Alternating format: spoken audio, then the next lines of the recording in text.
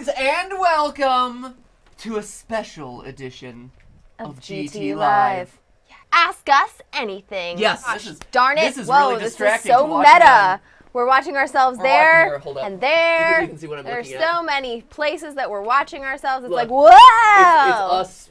Maybe we should figure out a different way for us to watch the chat in the background. It's okay. We'll do it. We'll do it. Matt, what was the inspiration behind your channel? The inspiration behind the channels was actually this web series called Extra Credits. It started as a series all about game design, the mechanics of game design, what makes game design good. They did an episode about tangential learning, which is the learning that you pick up as you play a game. It's kind of the stuff that you like osmose. And so I thought in the early days of the series, when I was thinking about what could I do online, why isn't there a show that makes that tangential learning more explicit? So I designed the channel to be kind of like an education channel disguised as gaming channel, where you're learning about time travel and math and physics and whatever through the lens of gaming in a more explicit way. Yep. So that's what started it. Did you get the job at Google, and what was it? Tech Master.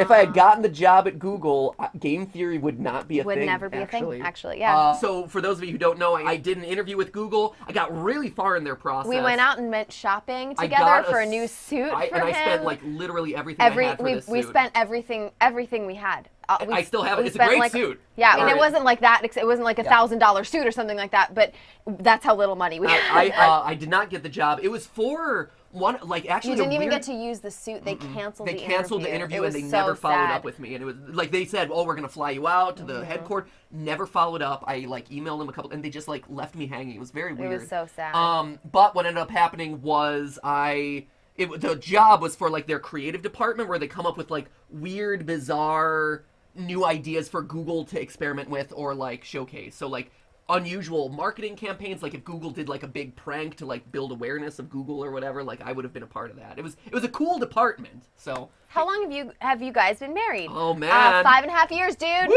5.5 year club. Yeah, that club. That's definitely a club. The 5-year anniversary is what? Not burlap. Burlap was last year. Yeah, burlap. W? Shoot. What? Wings? Wood. Wood. Oh, Wood anniversary. So every year. Chris is behind the scenes going, yeah, and I'm like, Windows. No, so it's the Wood anniversary. So 5.5 years at this point. We got married the year that we moved out to California. Yep. We got married two months after we got Skip, actually. So Skip is almost the same. Our anniversary with Skip is right before our anniversary with each other. And every year, my parents actually get us an anniversary gift that is themed around whatever that year's signature anniversary gift is. So this year it was a wooden puzzle, which was awesome. Yep. And Matthew, remember when games get frustrating, just hug away. Oh, that's hey, I'm here for a hug anytime. And what is your advice for college freshmen, and what was your college experience like? Holy cow. Don't try to be something that you're not. Yeah, don't try and reinvent yourself in college to be someone you aren't, or try and fake your way into like new social groups. Just actually be yourself. Yeah, it was, so when I was a freshman in college, I'm like, there's a group of people that don't know me. I'm gonna be like the cool guy. Yeah, now. You're like, whoa, no one knows me. I can be anything. I've mentioned this on previous live stream. I think I mentioned it, where I hung poetry on my wall because I thought people would think that that's like cool and artsy. Don't just be yourself. Yeah. Honestly. Yeah. Make new friends. Find a good friend group. Go to everything. There's a lot of cool new experiences that open up in college. Yeah. Try a little bit of everything. Like go see shows. Engage in like campus life. There's always cool activities going on. And force yourself to go, even if it seems like it's going to be really boring, or you're like, I'm not interested in this. That's not part of like being someone you're not. It's just try new stuff that you think you might not like. But like for me, I had trouble because it's hard to you want to fit in with whoever's around you, but it's not worth like sacrificing who you are or compromising who you are or parts of your personality that you love just to try and fit in with new people. It's true. Favorite game to play? Favorite games to play are actually Mario games for me. I like games that are short, contained levels that I'm able to feel like I get achievements very quickly. Like, I feel like I'm achieving a lot in a short amount of time, and it shows that I'm able to, like, look, you got 100% on this level. I'm like, yeah, achievement. Stephanie is much more into the, like, exploration. I'm totally the opposite. Favorite games to play are open world, totally open-ended adventure games like The Witcher 3, like I mentioned before, Skyrim, but there are lots of games like that. The whole Morrowind series is great.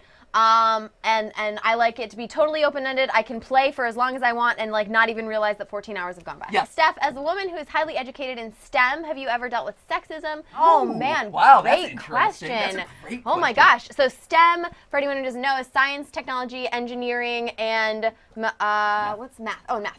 Math. That other one. Oh, math. That other one. And I went to college for chemistry, and I have a master's degree in pharmacology and cancer research.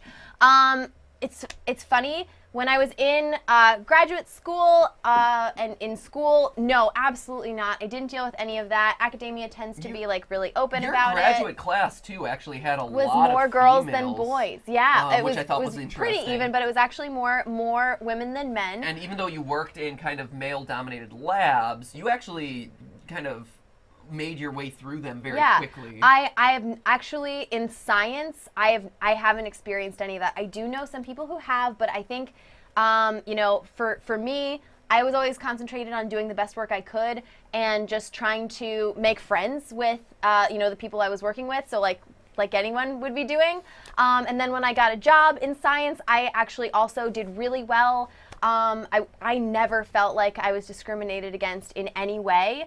And I was promoted like 4 years in a row. So I had a really good run in science. Weirdly, when I came over to working in entertainment, this is true. This is totally true. 100% true. I did start to experience a lot of sexism, and it blindsided me, and I was totally unprepared really for it bad. because I came from science, which is all guys, and I never experienced it. And then I came over to entertainment, and I experienced it a lot. It's not like YouTube comments being mean or anything. No, it like has that. nothing It's to do with that. We always talk about like, we got to go to business meetings or we got to go talk to people, at multi-channel networks or even on the consulting side. Steph at this point heads up the consulting stuff that we do. We've been in conversations where people almost don't acknowledge they don't acknowledge Stephanie at all. Entertainment.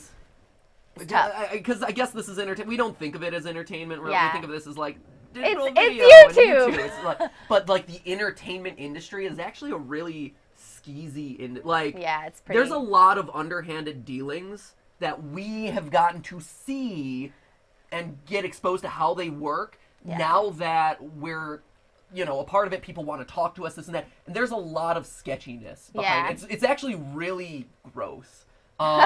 Makes us feel really uncomfortable, makes you feel like you're like constantly like either doing deals with the devil or like being taken advantage of. There's a lot. It's weird, and it's something that you would never know unless you were actively like working on it and talking to people and whatever. So anyway, long story short. Not to be a snark, but why does it seem like you don't employ any women? No women hosted sub-channels, and you never mention any women editors. Oh, wow. man. Oh, my gosh. Well, I wish there were a woman on the live stream. Right? I just wish this live stream had some kind of female representation. If only someone. Chris, can you put on a wig? Can you put on a wig and just and maybe that'll help us, balance things. Or Jason. Jason's already a blonde, so that would help. And we actually and the other thing is too, we actually have like so we actually do employ women. You just don't necessarily know about it because it's not a part of the we don't talk about everything that happens, but or they don't touch the live stream specifically. Yeah, we actually have several women who work behind the scenes with me. Matthew and I co-own everything. He's obviously the voice and the face on the other channels, but we share everything. This is a business that we do in partnership together, and we take on every project as a team. I'm moving into an apartment on my own for the first time. Advice. Don't do what I did and decide that you can live like a squatter with no actual things in your apartment, because that's definitely what I did. My mom would literally come over and she'd be like, Stephanie, do you have a pot? And I'd be like, no. And have a spatula? And I'd be like, no. You use spatula? I use my fingers for everything. So don't do that. Make sure you have the things in life. It is true though. When you move into a place on your own, it can feel like you're just like visiting yourself almost, or it doesn't feel like home, right? And so give yourself some things that make it feel like home. Yep, that's a great. That's awesome. Yeah. What do you usually do when you're sick that would make you feel better? Ooh. Stephanie was just sick all over the weekend. Oh my gosh. So what does Stephanie do when she's What do I do when I'm sick? Lay around and whine. Sleep a lot. Drink warm broth.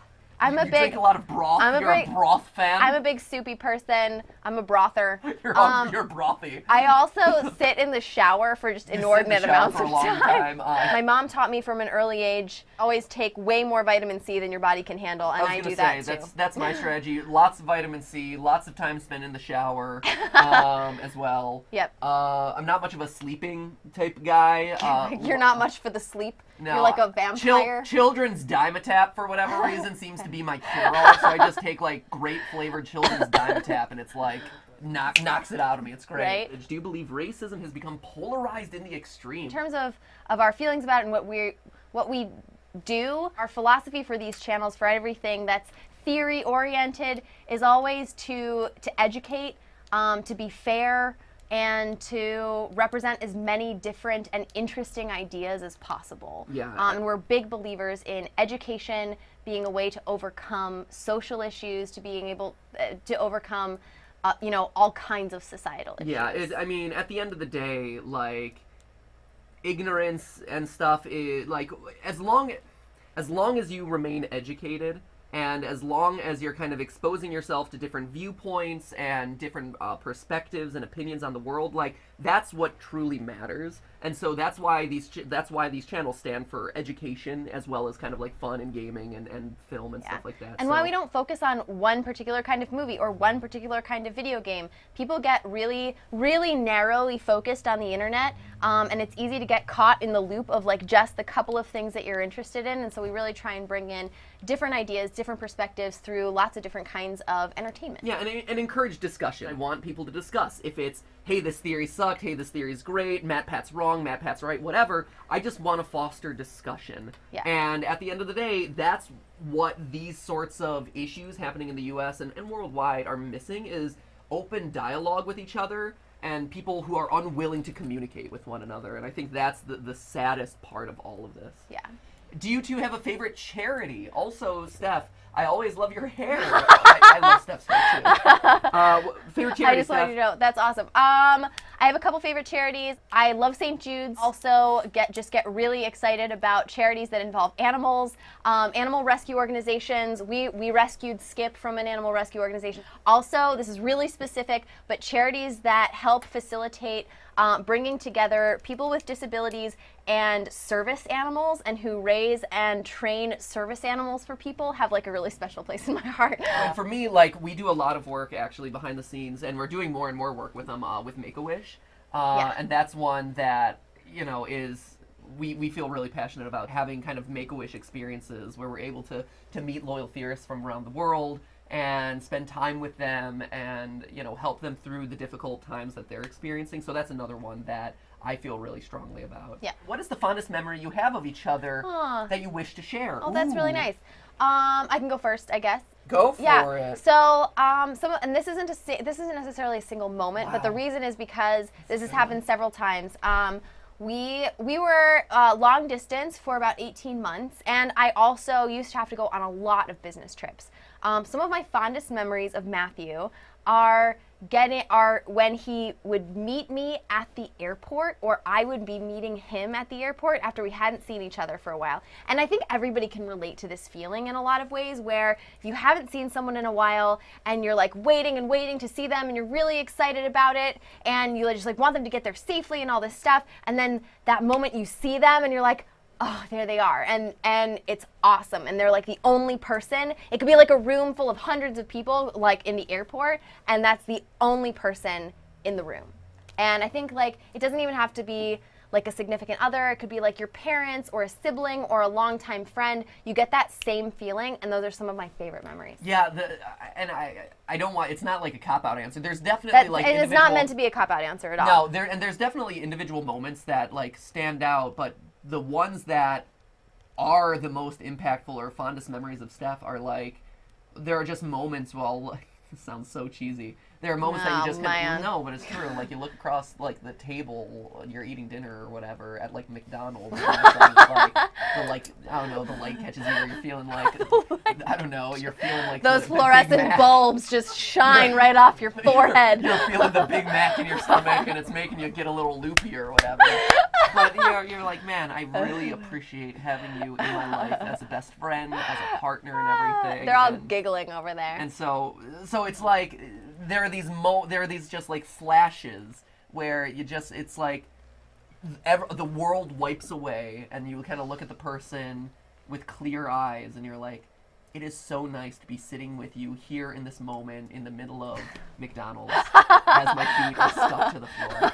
Or whatever, whatever it is. So, yeah. I totally agree. Yeah, there's a lot of definite moments, but when it comes to just like the fondest ones, they're the ones that catch you by surprise. Yeah, totally. In the middle of what otherwise would be completely mundane. I'm always interested in pre-performance rituals. The theater guy is you. Go for it. So my pre-performance ritual, I don't talk to people for a really long time.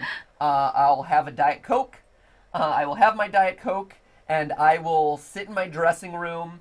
Oftentimes I would be reading a book to just kind of like chill out. But I know a lot of other theater people like hang out backstage and be like joking and laughing and this and that. I could never do that. I always had to kind of like get in the zone or whatever. Not like prepare myself for the role. But, just, I don't know, just kind of like get comfortable, get kind of like quiet, be with myself for a little bit. And kind of reserve and save that energy for actually delivering a performance on stage, and really being focused at the job at hand, because I take it really seriously. I'm kind of a try-hard that way. Go figure. But yeah, so it was always like save it so that it's all up on the stage. Does Bruno Mars is gay? Does Bruno Mars is gay? Actually, that's Burno. What? Burno. Does Bruno Mars is gay? I don't know. Does I only Bruno know Mars Bruno is gay? I don't know Burno. Is it his brother? I'm not familiar is with it Bruno Mars. We'll look into it. Look it up! Let's look into Bruno Mars, guys. Let's write it down.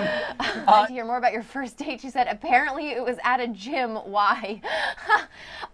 So I think that was the first time we hung out. It wasn't a date. It wasn't technically a date. We were friends for a long time before we were like officially dating or whatever, but Steph rejected me once. It was great. So I think that was just like, you want to find an activity that's comfortable for both people, and you want it to be really low key. And we were both living like really close to the pool at the time, so I think I was like, I knew Steph liked swimming. Yeah, and I was really into swimming. I was a lifeguard. And so it was something that was easy for both of us, and so we were just like, hey, let's go swimming. And that was literally the first time we hung out, outside of class. Yeah, it was more of a hangout than it was a date. Yeah. But yeah, that was when we were in class together. Yeah. So I'm going to be an RA at my university next year, and was wondering if you had any advice. Oh man. Being an RA is fun. It's a lot more fun than people give it credit for. Be yourself. Don't pretend to be like the cool RA or the tough RA. Actually just be yourself and talk to people like you would talk to your friends in a lot of ways. Sometimes you have to help people, or you have to, tell people to, I don't know, obey the rules or whatever, but don't be something you're not. Yep. And don't do it in a way that you're not. Also, don't take your residents to a bar. Oh yeah, Matthew did that.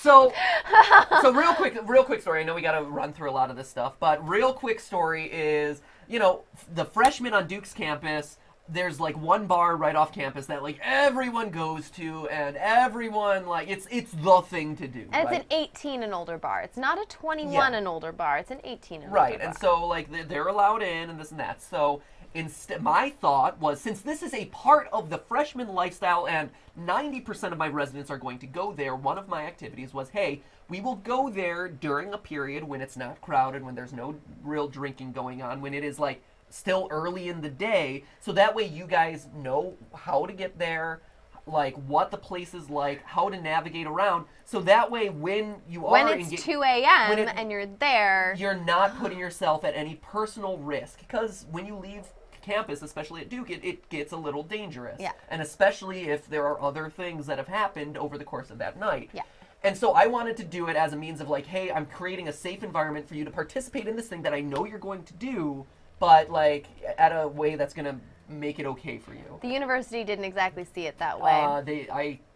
They saw a lot of the things I did as a bit controversial. I almost got fired like 3 times. Like 3 times. It was amazing. But you know what? I had great relationships with my residents. They had healthy years. They stayed safe, and you know. That's really all like that matters. call my methods unorthodox, which they did. You know, I think at the end of the day, the residents had a better freshman year experience as a result of it. So. Yep. But don't do that. If you value your job, don't put it at risk. I try to watch every one of your live streams. That's amazing, even when I should be working.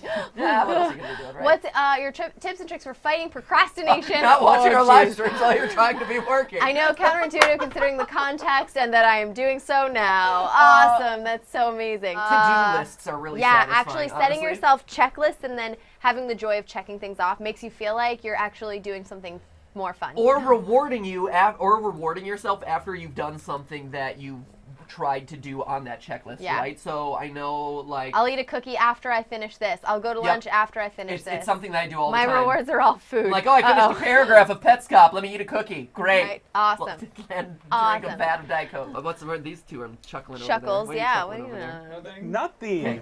Pay attention to the, fans. I'll say this. I've been meaning to ask Stephanie this, but will you marry me? Oh, wait, never mind. You're married, lol. Can I get a clap and a half instead? Chris and Steph, I think, know each other. Chris is a cutie, by the way. You should do live streams with Chris and Jason. Join sometimes like Just Dance. They look cute. We don't want them to get too big of heads. Right? Over there. I know. They just blow up. It's crazy. Yeah, they like, oh, look at me. And Chris and I went to the same high school growing up, and I know Chris's sister from way back when. Chris's sister was in my wedding. Yeah, absolutely. She was in our wedding. Yeah. So yeah. All sorts of. Also, favorite foods for you guys. If it has a shell and it lives in the sea, I'm all about it. And I'm all about sushi. And also angel food cake. I wanted to let you guys know I got the handwritten note from MatPat with my T-shirt. Yes! And it was super exciting. And I'm so glad to hear that you got the notes. I was kind of sad when so there were a handful of handwritten notes that we sent out with the merchandise. And and they were random. They were like random. They were completely random. They were full pages long. And they were all different. Like they were all different. I personalized them for every single person. And I was kind of sad when I didn't see any like, tweets back or anything. Whatever, yeah. So I'm so glad. I am so glad you got it. I'm glad that you liked it. That's awesome. I'm sorry if you couldn't read it because my handwriting sucks. About to graduate in a semester. How nervous were y'all at this point? I wasn't nervous, actually. No. Probably should have been more so, honestly. Don't be there. Honestly, there's no reason to be nervous. It's one step at a time, one day at a time. Line up as much as you can in advance, though. You'll feel better immediately if you know what you're going to. Yeah, whether it's an internship, a job, I was doing like at the time I was doing auditions and already had solidified like where the first theater I was going to work at was. Yeah. So get it lined up. Get it lined up so that way you don't have to be nervous. And if you're like, I don't have enough time, you're never going to have more time than you have now. Here are some of your favorite musicals. Ooh. The Wild Party, both Which one? Andrew Lippa version and Michael John LaChiusa version. The Full Monty, The Producers, and Reefer Madness. Nice. Good job. Those are really deep cuts except for Producers. So give them a look. They are all fantastic. I'm about the only person doing Norwegian captions, but it doesn't amount to some pride. Stay awesome. Oh my gosh. Thank you, Ezra. So for a long time, I think Chris is probably taking it over now, but for a long time, I was the one who was going in and approving each individual translation by hand. How do you balance work and personal time and projects? How do you push or encourage yourselves to finish large projects? It's really hard. Once we learn how to balance personal time and projects, we will let you know. Right now, it is. It's getting better. Yeah, it's getting better. It's getting better. Honestly, having people around helps with that. And also, like Chris and Jason and Dan and the other people who we have working with us really help with that. But also, I think for finishing big projects, actually having each other around to push each other or encourage each other or like to help scrape the other person up out of like depression helps a lot. And you guys too, that honestly. Like I know that at the end of the week you guys are always looking for a theory, and so making sure that we are on the ball delivering you guys good stuff, it gives me the motivation that I need to kind of get through it. The feedback we get from people who watch the shows is the biggest factor to making the show better. And also I'm just a guy who likes completing things and like achievement and stuff, and so that's a big reason why. I was wondering if there will ever be any baby Pats. Skip is our baby. Game Theory is our baby. We have so many babies. Jason's a baby. Kind of a baby. I mean, God. We got a baby a lot of people around here. I'm just saying, this is a house full of babies. Steph is the best. Sorry, Matt. No need to apologize, Kilo Cat. Steph is the best. That is 100% accurate. I am second best. And thank you, Kilo Cat. I am comfortable in my role. Did you know sprinkler time is bad for the environment? You should do it in AM time, California.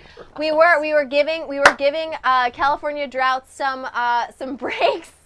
And actually, it's best to do it at night. It actually is. You're supposed to wait till the sun sets. Because if you do it in the morning, it's going to evaporate off the grass during noon. True story, man. So you do it after dark, and then the dew settles in the morning, and that's how you keep it balanced. It's also one of the reasons why we've been in a drought for a long time now. We know these things. It's also one of the reasons why we've backed off of sprinkler time a little bit, just because we now do the sprinklers not every day. Yeah. Because the grass is fully healed at this point. Yeah, and we don't want to overdo it. So yeah. What advice do you have in general for your fans? Oh man. Advice for fans in general. One we said earlier, and I want to reiterate it now, which is don't be afraid to be yourself. I was afraid to be myself for a long time. And Stephanie helped me learn that it's okay to be myself, and I have her to thank for that, for becoming comfortable with who I am. And so don't be like me. Learn that lesson earlier, and if people don't like you, screw them. Then they're not worth your time, honestly. You shouldn't have to hide who you are. Yeah. Other life advice is never stop learning, never stop questioning, and never stop challenging yourself. Yep. And everything goes and comes, and nothing is ever as big a deal as it seems. Exactly. In the moment. Chris needs a raise for his skills. For his hotness? That is sexist. I know, jeez. We were called out earlier for being sexist, so now. What is your favorite instrument? Favorite instrument. Love you too, thank you, Alexandriana. I grew up playing the piano, but I love the violin. And I grew up playing the viola, and I love the cello. Awesome. Actually. As Matt and Steph, do you like hamsters? Oh my gosh, I love hamsters. Danny Roxas Gomez, I love hamsters. I had hamsters growing up. I had a hamster once that we bought, and then it had like 4 babies. That's 2 sweet. weeks later. They were hamster. so cute. Bonus hamsters. Love hamsters. My the pet that I was closest to, well, I have special connections with pets growing up, but like one of my favorite pets ever was this little white hamster. Its name was Casper, and I was inconsolable when it died. I was so in love with this hamster. Well, now Casper is a friendly ghost. Ghost hamster. And are you guys ever going to have kids? And if so, what would their names be? Chris and what Jason. are you got? Yeah, they're already here. Their Also, names are Chris Skip, and Jason. He's the hairy one. Skip's the hairy one. Took after Matthew. What are your guys' favorite science-y words? Mine is pneumo. Oh God. Mono, ultra, microscopic, silica, volcanocoiosis. Oh my God. Mine's Bunsen burner. I can pronounce that if you want. Wait, are you kidding me? What is it? Pronounce it, Dan. One of my favorite words. I've never heard of this. What is it?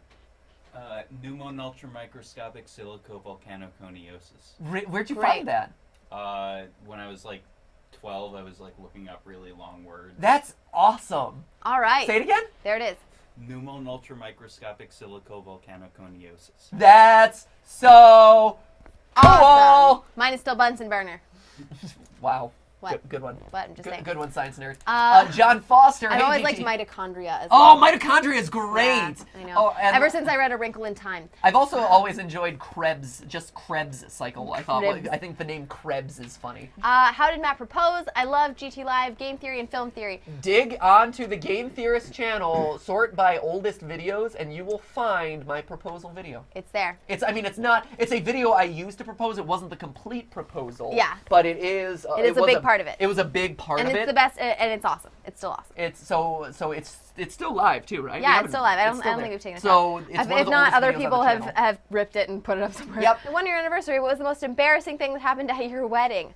At your wedding. Embarrassing thing. Oh my gosh.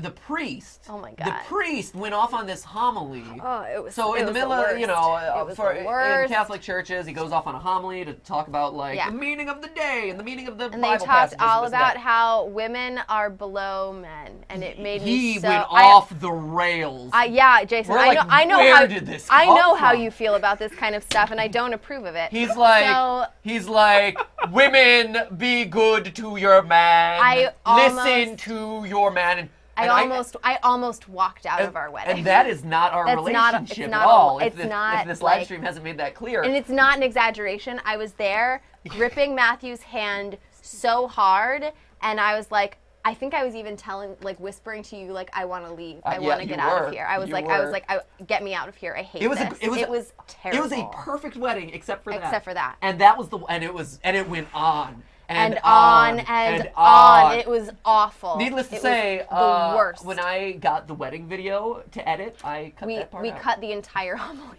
Whoops. How did you steal Stephanie's heart? I wasn't paying attention. Persistence. I eroded the resistance away, and she eventually gave in. True story. That's actually our best man during our wedding, during their toast, said that's the thing that you can learn about our relationship. Persistence pays off. Time to get personal. When did you know you loved each other? Oh, man. Wow!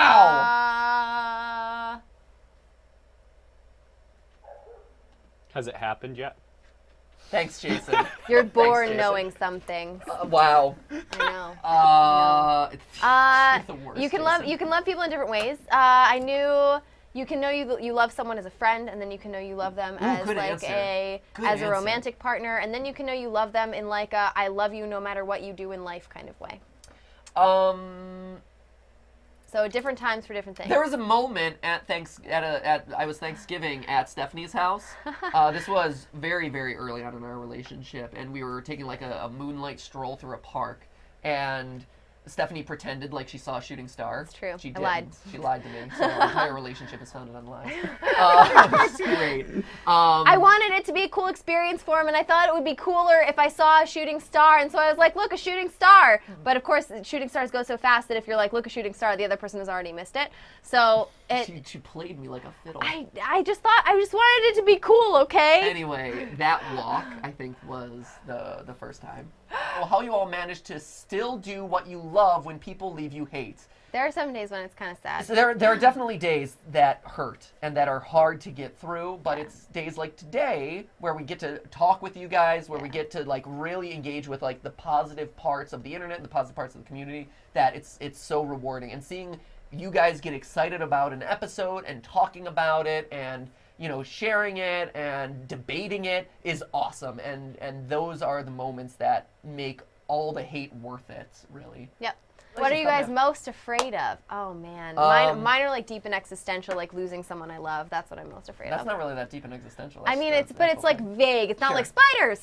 Mine is failure was always one. I think at this point, though, I'd agree with Steph, like fear of losing someone that you love prematurely. Yeah. I think that's the qualifier. There's the prematurely for me. Yeah, that's a good one. Yeah, I think, and spiders. And spiders. Because I am actually very scared of obviously spiders. They are the worst. What's your favorite classes in college? I start my first semester on the 28th. Matthew and I took a couple of theater classes together that I loved. I also loved our computer science class where we met. I did a musical theater history class, which was amazing, and the computer science class where we met because we got to do a video game together, and computer programming is actually a lot of fun. I really enjoyed it. That was 4:37. It was when we stopped. It was when we shut off Super Chat. We got real good. Show this real quick. I'm getting there.